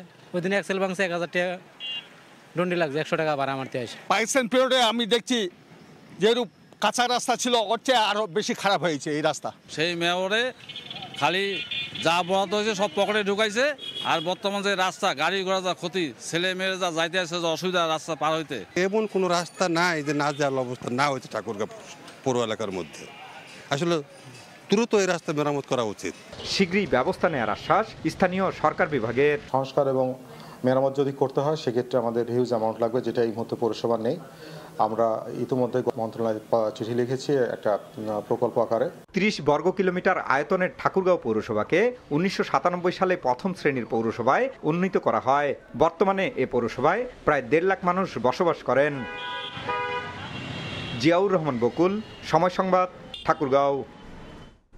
মামলা থেকে অব্যাহতি চেয়ে সাবেক সেনা কর্মকর্তা জিয়াউল আহসানের বিষয়ে বুধবার আদেশ দেবেন আন্তর্জাতিক অপরাধ ট্রাইব্যুনাল। জুলাই আগস্টকে রাজনৈতিক সংঘাত দাবি করে যুদ্ধাপরাধ আইনে বিচার নিয়ে প্রশ্ন তুলেছেন তিনি। বিচার নিয়ে প্রশ্ন ও বিচারকদের বিব্রত করতেই এই আবেদন বলে মন্তব্য করেন চিফ প্রসিকিউটর। শুধু অব্যাহতি চাননি, বিচারিক প্রক্রিয়া অবৈধ দাবি করে আদালতে আবেদনও করেছেন। গুম, হত্যা, অপহরণ সহ একাধিক অভিযোগে কারাগারে থাকা সাবেক সেনা কর্মকর্তা জিয়াউল আহসানের আবেদনে বলা হয়েছে, যুদ্ধাপরাধের বিচারের জন্য গঠিত ট্রাইব্যুনালে জুলাই আগস্টের হত্যার বিচার চলতে পারে না। কেননা জুলাইয়ে যা হয়েছে তা যুদ্ধ নয়, রাজনৈতিক সংঘাত। শুধু তাই নয়, সরকার এবং বিচারকদের ক্ষমতা নিয়েও প্রশ্ন তুলেছেন সাবেক এই সেনা কর্মকর্তা। বুধবার এ বিষয়ে আদেশ দেওয়ার কথা জানিয়েছেন বিশেষ ট্রাইব্যুনাল। এটা হচ্ছে একটা পলিটিক্যাল বিষয় ছিল, এটা কোনো যুদ্ধ ছিল না, স্বাধীনতার যুদ্ধ ছিল না, এটা হচ্ছে একটা নিরেট একটা পলিটিক্যাল কনফ্লিক্ট। আপনারা আইনটা বুঝেই নেই, কারণ ক্রাইমস এগেইনস্ট হিউম্যানিটি একটা অপরাধ, ওয়ার ক্রাইমস আর একটা অপরাধ। ওয়ার ক্রাইমস হওয়ার জন্য যুদ্ধ লাগবে, কিন্তু ক্রাইমস এগেইনস্ট হিউম্যানিটি হওয়ার জন্য কোনো যুদ্ধের প্রয়োজন নেই। ট্রাইব্যুনালের চিফ প্রসিকিউটর বলছেন, জিয়াউল আহসানের বিরুদ্ধে আয়নাঘরে বন্দি রাখা, নির্যাতন, হত্যার পর লাশ গুম করা সহ বহু অভিযোগের প্রাথমিক প্রমাণ মিলেছে। বিচার নিয়ে প্রশ্ন ও বিচারকদের বিব্রত করতেই এই আবেদন করা হয়। তাদের উদ্দেশ্য গণমাধ্যমের দৃষ্টি আকর্ষণ করা। এই ট্রাইব্যুনালকে দুনিয়ার কাছে এক ধরনের প্রশ্নবিদ্ধ করার একটা অপচেষ্টা। এই ধরনের আবেদনের মাধ্যমে ট্রাইব্যুনালের ব্যাপারে একটা অহেতুক বিতর্ক তৈরি করে একটা হাইপ তৈরি করার চেষ্টা, এই পিটিশনের পেছনে একটা ম্যালাফাইড ইন্টেনশন তাদের আছে। রাখাইন নিয়ন্ত্রণে নিয়ে নাফ নদীর মিয়ানমার অংশে নৌ চলাচল নিষেধাজ্ঞা জারি করে আরাকান আর্মি। এরই মধ্যে ইয়াঙ্গুন থেকে আমদানি পণ্য নিয়ে ফেরার পথে বাংলাদেশের 4টি জাহাজ নিয়ন্ত্রণে নেয় তারা। দুদিন পর বিজিবির চেষ্টায় 3টি জাহাজ টেকনাফ বন্দরে ফিরিয়ে আনা সম্ভব হয়েছে। এখনও আটকে আছে একটি। চেম্বার অফ কমার্সের দাবি, আরাকান আর্মি এখন সীমান্ত বাণিজ্যে ভাগ বসাতে চায়। বিস্তারিত সুজাউদ্দিন রুবেলের রিপোর্টে। বাংলাদেশ মিয়ানমার সীমান্তের নাফ নদী, ওপারের রাখাইনের মংডু ও আখিয়াব নদী বন্দরের সঙ্গে বাণিজ্যিক কার্যক্রমের প্রধান করিডোর এপারে টেকনাফ স্থলবন্দর। এই বন্দর দিয়ে যেমন পণ্য আমদানি হয়, তেমনি রপ্তানিও হয়। কিন্তু মিয়ানমারের সংঘাতময় পরিস্থিতিতে আমদানি রপ্তানি কার্যক্রম অনেক দিন ধরে স্থবির। মাসের মধ্যে যদি 40টা জাহাজ আসলে এখন 4টে আসে না, এখন শুধু রেঙ্গুন থেকে আসে। আজকে পন্ডু 2 জায়গা থেকে বন্ধ। এটা আরাকান আর্মির দখলে হওয়ার কারণে এদিক থেকে মালামাল আসতেছে। জানুয়ারির প্রথম 2 সপ্তাহে মিয়ানমার থেকে কোনো পণ্যবাহী জাহাজ টেকনাফ বন্দরে নোঙর করেনি। গত 18 জানুয়ারি মিয়ানমারের ইয়াঙ্গুন থেকে 4টি জাহাজ পণ্য নিয়ে বাংলাদেশের জলসীমায় ঢোকার আগে নিয়ন্ত্রণে নেয় আরাকান আর্মি। বিজিবির চেষ্টায় সোমবার 3টি জাহাজ ছাড়িয়ে আনার পর টেকনাফ স্থলবন্দরের জেটিতে পৌঁছেছে। এখনও একটি পণ্যবাহী জাহাজ আরাকান আর্মির নিয়ন্ত্রণে রয়েছে। এ নিয়ে ব্যবসায়ীদের মাঝে স্বস্তি ফিরলেও আতঙ্ক এখনো কাটেনি। আমাদের বর্ডারে যদি আপনার এই পাশে যদি গভীরতা হলে তাহলে ওরা আরাকান আর্মিরা আমাদের বুটগুলা পায় না। এদের সাথে হয়তো আমাদের ব্যবসায়ীদের একটা বোঝাপড়া, সরকারের হয়তো একটা বোঝাপড়া, এজন্য জাহাজ এরা মুক্তি দিছে। চেম্বার অব কমার্স বলছে, বাংলাদেশ মিয়ানমার সীমান্তে নাফ নদীতে এখন বাণিজ্যের মধ্যে ভাগ বসাতে চায় আরাকান আর্মি। মাঝে মধ্যে কিছু বোট আসছে পণ্য নিয়ে, সেক্ষেত্রেও সমস্যার সম্মুখীন হতে হচ্ছে আরাকান আর্মিদেরকে। ওইখানকার ব্যবসায়ীরা ম্যানেজ করে আসতে হচ্ছে। এটা একটা আমাদের জন্য বড় ধরনের একটা নেতিবাচক প্রভাব পড়েছে ব্যবসায়ীর ক্ষেত্রে। 2023-24 অর্থ বছরে 23 জুলাই থেকে ডিসেম্বর পর্যন্ত টেকনাফ স্থলবন্দর থেকে সরকার রাজস্ব আদায় করে 257 কোটি টাকা। সেখানে 2024-25 অর্থ বছরের জুলাই থেকে ডিসেম্বর পর্যন্ত রাজস্ব আদায় হয় মাত্র 87 কোটি টাকা। সুজাউদ্দিন রুবেল, সময় সংবাদ, কক্সবাজার। নানা দেন দরবারের পর সীমান্তে শূন্য রেখার কাছাকাছি টাওয়ার বসানোর সুযোগ পাচ্ছে মোবাইল অপারেটররা। সরাসরি বিটিআরসির অনুমতি নিয়ে শূন্য রেখা থেকে 8 কিলোমিটারের মধ্যে নেটওয়ার্ক স্থাপন করা যাবে। তবে পার্বত্য 3 জেলা আর কক্সবাজার সীমান্তে আইন প্রয়োগকারী সংস্থার অনুমতি লাগবে। রোববার বিটিআরসির জারি করা নতুন নির্দেশিকায় এসব শর্ত রাখা হয়েছে। পঞ্চগড় সীমান্তে মহানন্দা নদীর ওপারে ভারতের কাঁটাতারের বেড়ার পাশে চোখে পড়ছে মোবাইল টাওয়ার। সেখান থেকে সহজেই পাওয়া যাচ্ছে ভারতীয় নেটওয়ার্ক। এই নেটওয়ার্ক ব্যবহার করে সীমান্তের মানুষজন ফেসবুক ব্রাউজিং, ভিডিও কলে কথা বলা এবং অন্যান্য ইন্টারনেট ভিত্তিক কাজকর্ম চালিয়ে যাচ্ছেন। কোনো বাংলাদেশি সিমের নেটওয়ার্ক পাওয়া যায় না, যদি নেটওয়ার্ক পাওয়া যায় তাহলে আর কি বাজারে যেতে হয়। অফিসের যে অনলাইনে যে কাজগুলি আছে এই কাজগুলি আমরা করতে পারি না। আমাদের সিমে নেটওয়ার্ক থাকে না, আবার ইন্ডিয়ার সিম আবার ঠিকই নেটওয়ার্ক পায়। মোবাইল অপারেটরদের দাবি, সীমান্তে একটি টাওয়ার বসানোর অনুমতি পেতে 1 থেকে 2 বছর পর্যন্ত সময় লাগে। অথচ 2022 সালে ভারত বিধিনিষেধ তুলে নেয় দ্রুতই সীমান্তে টাওয়ার বসিয়েছে সে দেশের মোবাইল অপারেটররা। এমন প্রেক্ষাপটে নতুন নির্দেশিকা জারি করেছে বিটিআরসি, যেখানে পার্বত্য জেলা ও কক্সবাজার বাদে অন্যান্য সীমান্তে শূন্যরেখা থেকে 8 কিলোমিটারের মধ্যে সরাসরি বিটিআরসির অনুমোদন নিয়ে টাওয়ার স্থাপনের সুযোগ দেওয়া হয়েছে। এক্ষেত্রে আগের মতো লাগবে না আইন প্রয়োগকারী সংস্থার অনুমতি। তবে পরবর্তীতে আইন প্রয়োগকারী সংস্থার কোনো আপত্তি উঠলে প্রয়োজনীয় ব্যবস্থা নেওয়ার কথাও বলা আছে। নির্দেশিকা অনুযায়ী সীমান্তে টাওয়ার স্থাপন করলেও কাভারেজ দেশের ভেতরেই সীমাবদ্ধ রাখতে হবে। পার্বত্য 3 জেলা এবং কক্সবাজারের জন্য অভিন্ন নীতিমালার কথা বলছেন মোবাইল অপারেটররা।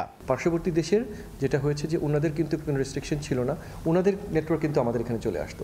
যদি ওনারা কন্ট্রোল না করে আমাদের কন্ট্রোল করে, এবং আমাদের কিন্তু দেখা যাচ্ছে ইনফ্যাক্ট আমরাই অনেক কিছু বর্ডারে কভারেজ দিতে পারছি না। দেশের মানুষের স্বার্থে এবং নিরাপত্তার স্বার্থেই আসলে আমাদের এই হিল ট্র্যাকসগুলোতেও আমাদের নেটওয়ার্ক সম্প্রসারণ করা উচিত। অপারেটরদের তথ্য মতে সীমান্তবর্তী এলাকাগুলোতে প্রায় 1 কোটি মোবাইল গ্রাহক রয়েছেন।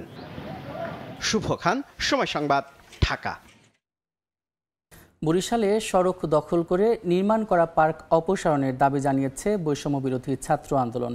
সোমবার বিকেলে বরিশাল নগরীর চৌমাথা এলাকায় বীর মুক্তিযোদ্ধা শাহানারা বেগম পার্কের সামনে এই মানববন্ধন করা হয়। বক্তারা অভিযোগ করেন, ক্ষমতার অপব্যবহারের মাধ্যমে সড়কের সরকারি জমি দখল করে মায়ের নামে পার্ক স্থাপন করেন সাবেক মেয়র শেরনিয়াবাদ সাদিক আবদুল্লাহ। বক্তারা বলেন, ঢাকা বরিশাল মহাসড়কে দিন দিন যানবাহনের চাপ বাড়লেও সড়ক দখল করে কমিয়ে দেওয়া হয়েছে প্রশস্ততা। নগরবাসীর কথা ভেবে পার্কটি অপসারণের দাবি জানান বক্তারা। সড়ক ও জনপদ বিভাগ জানিয়েছে, ঠিকাদারি প্রতিষ্ঠান নির্বাচনের পর দ্রুতই অপসারণ করা হবে পার্কটি।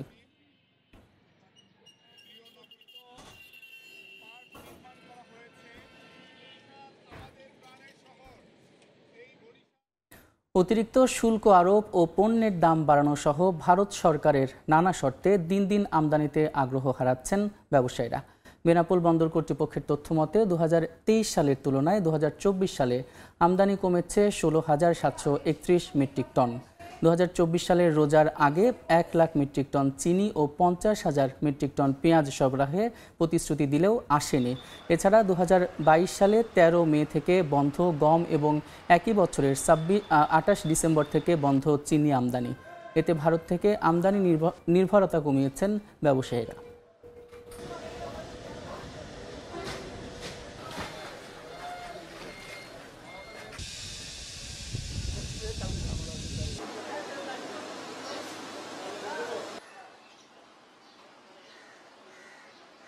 বাংলাদেশে যখন দ্রব্যমূল্যের দাম বাড়ে তখন ইন্ডিয়ান বাণিজ্য মন্ত্রণালয় বিভিন্ন ধরনের শর্ত প্রয়োগ করে আমদানি বন্ধ করে দেয়। বিগত 2 বছর 23 এবং 24 সাল বেনাপোল বন্দর দিয়ে চিনি এবং গম আমদানি হয়নি। ভারত সরকার বিভিন্ন শর্ত দিয়ে রপ্তানি বন্ধ রেখেছে। বর্তমান সরকারের কাছে আমাদের বিশেষ আবেদন, ভারত সরকারের সাথে যোগাযোগ করে সহজ শর্তে আমরা এই পণ্যগুলো আমদানি করতে পারি, তার ব্যবস্থা নেওয়ার জন্য। মৌলভীবাজারে পালিত হয়েছে শহীদ রাষ্ট্রপতি জিয়াউর রহমানের 89তম জন্মবার্ষিকী ও জিয়া স্মৃতি পাঠাগার 12তম প্রতিষ্ঠাবার্ষিকী। এ উপলক্ষে আয়োজন করা হয় চিত্রাঙ্কন প্রতিযোগিতা ও পুরস্কার বিতরণের। সোমবার বিকেলে শহরের শহীদ মিনার প্রাঙ্গণে জিয়া স্মৃতি পাঠাগার আয়োজিত চিত্রাঙ্কন প্রতিযোগিতায় উদ্বোধন করেন সংগঠনের সভাপতি মুক্তিযোদ্ধা অ্যাডভোকেট মুজিবুর রহমান মুজিব। এতে অংশ নেন জেলার বিভিন্ন শিক্ষা প্রতিষ্ঠানের ৩ শতাধিক শিক্ষার্থী। পরে প্রতিযোগিতার মধ্যে পুরস্কার বিতরণ করা হয়। এ সময় উপস্থিত ছিলেন জিয়া স্মৃতি পাঠাগারের উপদেষ্টা মোহাম্মদ ফয়জুল করিম, সম্পাদক মনোয়ার আহমেদ সহ অনেকে। বাচ্চারা ওদের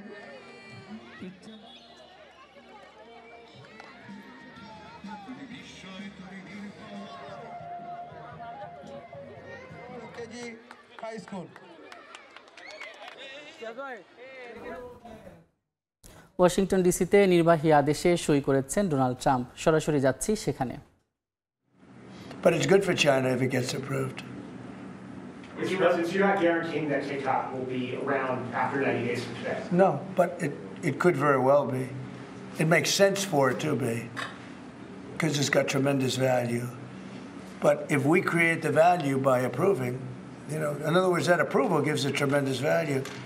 If that's the case, then we should be entitled to 50% as a country. You understand? You haven't heard that one before, right? That's called a joint venture. And nobody ever thought that way before. Well, I don't know. I think you have a lot of people that would be interested in TikTok with the United States as a partner. Mr. President, what was it like walking into the Oval Office this evening? Oh, what a great feeling. One of the better feelings I've ever had.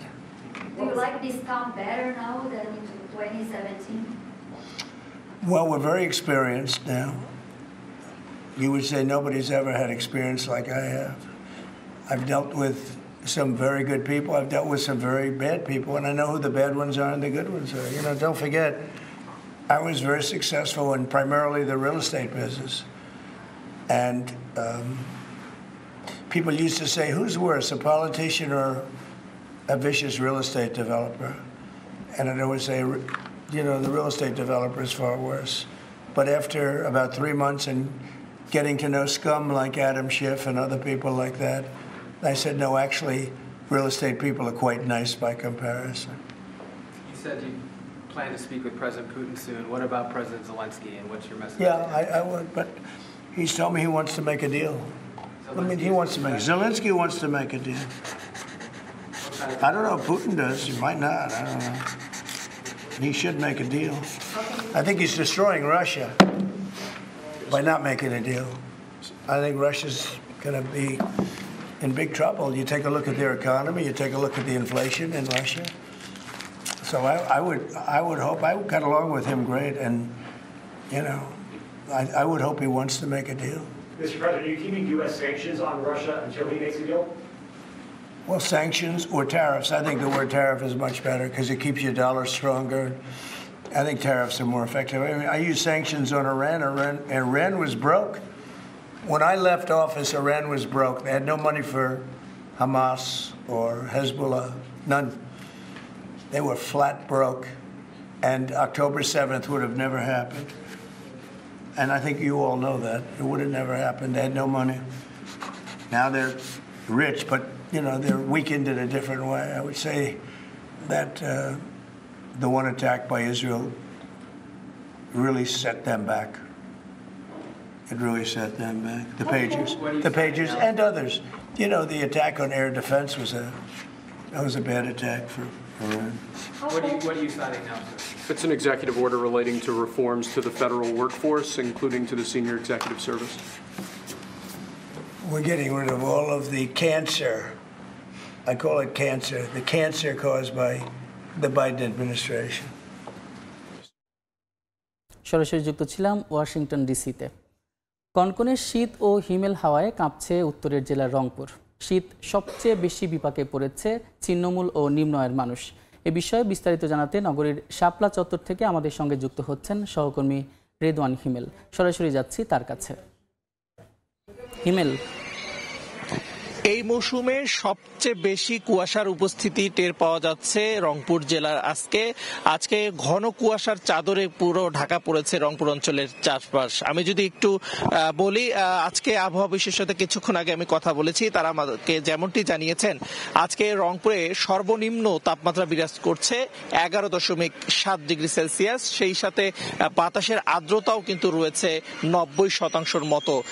একেবারে কিন্তু ঘন কুয়াশার চাদরে ঢাকা পড়েছে, সেই সাথে কনকনে হিমেল বাতাসও কিন্তু অনুভূতি হচ্ছে। আমি প্রথমে একটি বিষয় জানিয়ে রাখি, রংপুরে কিন্তু এই মৌসুমে কনকনে বাতাসের উপস্থিতি টের পাওয়া গেলেও ঘন কুয়াশা কিন্তু একটু কম ছিল। আজকে সেই তীব্রতাটা কিন্তু আমরা উপস্থিতি টের পাওয়া যাওয়ার মতোই একেবারেই। সেই সাথে কিন্তু রংপুর অঞ্চলে, রংপুর বিভাগগুলোতে কিন্তু 10 থেকে 12 ডিগ্রির ঘরে তাপমাত্রার পারদ ওঠানামা করছিল কয়েকদিন থেকেই। আর এই শীত মৌসুমকে ঘিরে কিন্তু রংপুরের সবচেয়ে বেশি বিপাকে পড়েছে ছিন্নমূল এবং অসহায় যারা রয়েছে তারা। আমরা দেখেছি খেটে খাওয়া মানুষের কিন্তু কষ্টের সীমা পরিসীমা একেবারেই নেই। আমরা দেখেছি ছিন্নমূল মানুষরা যখন স্টেশন বাজার বিভিন্ন জায়গায় যখন রাত্রি যাপন করে, দিন যাপন করে, তারা কিন্তু অনেক কষ্ট পোহান। এছাড়াও দেখেছি আমরা জেলা শহরের বিভিন্ন উপজেলা থেকে যখন যারা ভ্যান চালক রয়েছে তারা যখন কাঁচা বাজার সবজি নিয়ে শহরের জেলাগুলোতে আসেন তখন কিন্তু তাদের অনেক কষ্ট পোহাতে হয়। তারা আমাদেরকে যেমনটি জানিয়েছেন বিভিন্ন জায়গায় কিন্তু থেমে থেমে তারা আসলে কিছুটা খড়কুটো জ্বালিয়ে আগুন নিবারণ করে আবারও কিন্তু তারা ভ্যানগুলো নিয়ে এই জেলা শহরে আসে এবং তাদের অনেক কষ্ট পোহাতে হয় বলেও তারা আমাদেরকে এমন তথ্য জানিয়েছেন। সব মিলে যদি একটু বলি যে এবার কিন্তু শীত মৌসুম হয়, উত্তরাঞ্চলে যে তিস্তা পাড়ের বাসিন্দারা রয়েছে তারা কিন্তু কনকনে হিমেল বাতাসের কারণে অনেক কষ্ট পোহান, এমনটাই আমাদেরকে জানিয়েছেন। সেই সাথে ছিন্নমূল অসহায় মানুষ যারা রয়েছেন তারা ভোরেই কিন্তু কাজের সন্ধানে বেরিয়ে পড়েন, তারা অনেকেই কিন্তু কাজ না পেয়ে বাড়ি ফিরে গেছেন এমন তথ্য কিন্তু তারা আমাদেরকে জানিয়েছেন। এবং তারা বলছেন যে যখনই শীত মৌসুম আসে তাদের কিন্তু কষ্টের সীমা পরিসীমা থাকে না, তারা কাজ না পেয়ে বাড়ি ফিরে যান, তাদের পরিবারদেরকে নিয়ে কিন্তু অনেকটা অনাহারে থাকতে হয় এমন কথাও কিন্তু তারা জানিয়েছেন। এবং আমরা দেখেছি ভ্যান চালক, রিক্সা চালক এবং ছিন্নমূল অসহায় পরিবাররা রয়েছে যারা প্রতিনিয়ত কাজের সন্ধানে বের হন, তারা অনেকেই কাজ না পেয়ে বাড়ি ফিরে যান। আমরা কথা বলেছিলাম রংপুরের জেলা প্রশাসক মোহাম্মদ রবিউল ফয়সালের সঙ্গে। তিনি আমাদেরকে যেমনটি জানিয়েছেন এই শীত মৌসুমে এখন পর্যন্ত ছিন্নমূল এবং অসহায় মানুষদের মাঝে প্রায় 5 থেকে 7 হাজার কম্বল বিতরণ করা হয়েছে এবং আরো বেসরকারিভাবে কিন্তু বিভিন্ন সংস্থার মাধ্যমে কম্বল নিয়ে সেগুলো বিতরণের প্রচেষ্টা কিন্তু চালিয়ে যাচ্ছে জেলা প্রশাসনের পক্ষ থেকে। এছাড়া বিভিন্ন স্বেচ্ছাসেবী সংগঠনও কিন্তু এগিয়ে আসছে এই শীত মৌসুমকে ঘিরে। যারা কষ্টে থাকেন, যারা শীতে অনেক কষ্ট পান, তাদেরকে আসলে কিছুটা উষ্ণতা পাওয়ার জন্য তাদেরকে চেষ্টা করে যাচ্ছেন। এবং আমরা একটু দেখেছি যে রংপুরের সকালবেলা যারা ভোরেই ফজরের নামাজ পড়তে বের হন এবং কিছু রংপুরের যে জনপদের মানুষরা রয়েছে তারা আমাদেরকে যেমনটি জানিয়েছেন তারাও কিন্তু এই আজকে শীত যে মৌসুম ঘিরে ঘন কুয়াশা এবং কনকনে হিমেল বাতাস সেটাও কিন্তু অনুভূত করতে পারছেন অনেকটাই। সেজন্য তো নানা রোগে, ঠান্ডা, নিউমোনিয়া, শ্বাসকষ্ট, বিভিন্ন রোগে কিন্তু হাসপাতালে পর্যাপ্ত পরিমাণ রোগী ভর্তি হচ্ছেন। এছাড়াও কিন্তু আমরা দেখেছি যে বার্ন ইউনিটে বিভিন্ন সময় দেখা যাচ্ছে শীত মৌসুমে খড়কুটো জ্বালিয়ে আগুন জ্বালান, সেখানে কিন্তু অনেক অগ্নিদগ্ধ হওয়ার ঘটনা ঘটে। এবং আমরা দেখেছি গত মাসে এখন পর্যন্ত এই মৌসুমে 4 জন রোগীর কিন্তু মৃত্যু হয়েছে। এছাড়াও এখন পর্যন্ত প্রায় 40 জনের মতো বার্ন ইউনিটে ভর্তি রয়েছেন। সব মিলে বলা যায় এই শীত মৌসুমকে ঘিরে কিন্তু পর্যাপ্ত রোগীর সংখ্যা বাড়ছে রংপুর মেডিকেল কলেজ হাসপাতালে, এমন তথ্য কিন্তু আমাদেরকে দিয়েছেন রংপুর যে পরিচালক রয়েছে ব্রিগেডিয়ার জেনারেল আশিকুর রহমান। এবং বয়স্করা কিন্তু অনেকেই রোগ নিয়ে ভর্তি হচ্ছেন এমনটা কিন্তু জানিয়েছেন। সব মিলে যদি বলি যে কনকনে যে হিমেল বাতাসের উপস্থিতি এবং শীতজনিত বিভিন্ন রোগেও কিন্তু আক্রান্ত হয়ে রংপুর মেডিকেল কলেজ হাসপাতালে ভর্তি হচ্ছেন রোগীরা। এবং শীতের যে তীব্রতা এবং কনকনে হিমেল বাতাসের উপস্থিতি সেটা কিন্তু আজকে রংপুর জেলায় অনেকটা অনুভূত হচ্ছে বলাই যায়। তো এই ছিল আমার কাছে থাকা রংপুর থেকে শীত নিয়ে সর্বশেষ তথ্য। সরাসরি যুক্ত ছিলাম রংপুরে। নেত্রকোনায় বোরোর চারা রোপণে কৃষি যান্ত্রিকীকরণের কর্মসূচি উদ্বোধন করা হয়েছে। এ উপলক্ষে সোমবার পূর্বধলা উপজেলার শীছকান্দি এলাকায় কৃষকদের নিয়ে অবহিত সভা করা হয়। পরে আনুষ্ঠানিকভাবে সমন্বয় পদ্ধতিতে বোরোর চারা রোপণ কার্যক্রমের উদ্বোধন করেন জেলা প্রশাসক বনানী বিশ্বাস। এর মাধ্যমে ধানের চারা রোপণের সময় ও খরচ কম লাগায় খুশি কৃষকরা। চলতি মৌসুমে কৃষি বিভাগের পক্ষ থেকে জেলায় 3টি যন্ত্রের মাধ্যমে কৃষকদের 50 একর জমিতে বিনামূল্যে চারা রোপণ করে দেয়া হবে বলে জানায় জেলা প্রশাসক।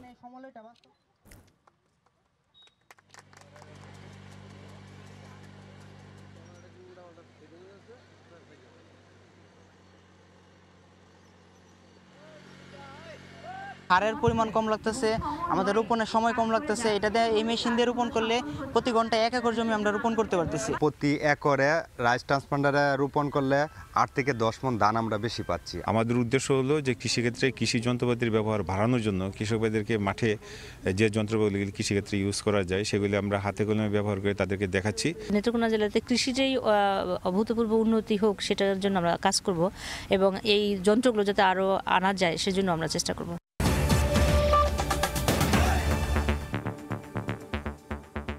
এই ছিল ভোরের সময়, সঙ্গে থাকুন সময়ের।